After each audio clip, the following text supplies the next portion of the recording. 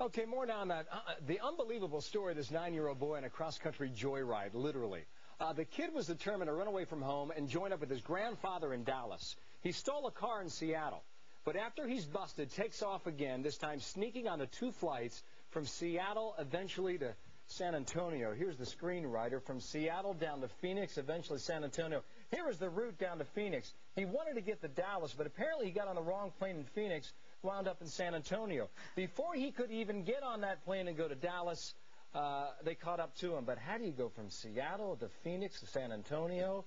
You're 12 years old. National correspondent Catherine Harridge is looking into this. What are you finding out, Catherine? Well, I had a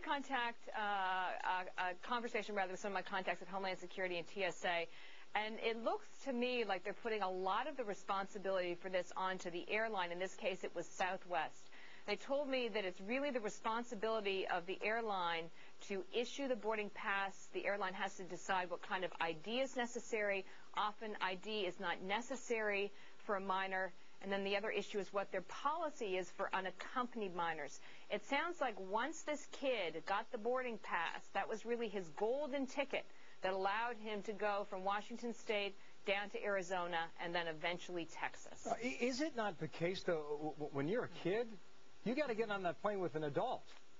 Is it thought that he befriended somebody so he didn't look out of place? Well, this kid's got a pretty interesting history, to say the least. His mother even says that he's had a history of stealing cars. He may have even been able to take a credit card and purchase a ticket.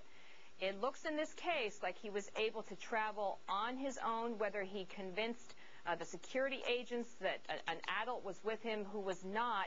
I think what's key here is that once he got that boarding pass, when he got up to the security screening, at the security checkpoints, most people don't realize the person who asks you for your passport or your driver's license, that's actually not part of the TSA still. That's something that's controlled by the airline. Not every airport you go to asks you for your boarding pass and a document. And it looks like once this kid was through the security screening, he really was pretty much home free. Okay, we're trying to make sense of this. I mentioned he was 9. I mentioned he was 12. As Edie pointed out, he is 9. But he told the airline that he was 12 years old. So, Catherine, thank you for that. You're welcome. Mike Boyd, the president of the Boyd Group aviation consulting firm. Mike, welcome.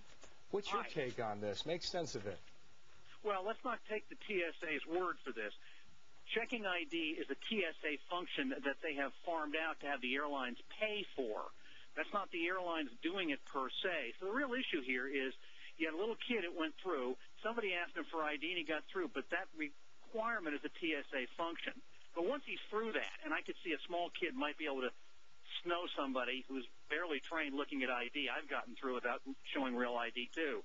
The fact is, you got a kid going through, but he did go through screening, so as far as the TSA should be concerned, we didn't have a safety problem.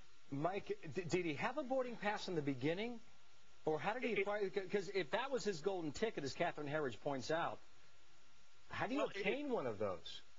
Well, it's my understanding that he went up and hornswoggled the agent saying, Mom is down the hall here. I want a boarding pass, and the agent probably gave it to him. I mean, he got a hold of one of those little cards that Southwest uses somehow.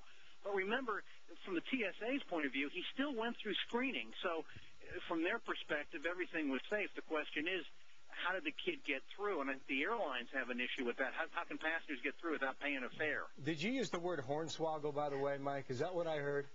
I think I did, but I'm over 50. I can talk like that. Thank you, man. Good to have you. Mike Boyd on the telephone there with a consulting firm for the airline industry and knows all about this stuff.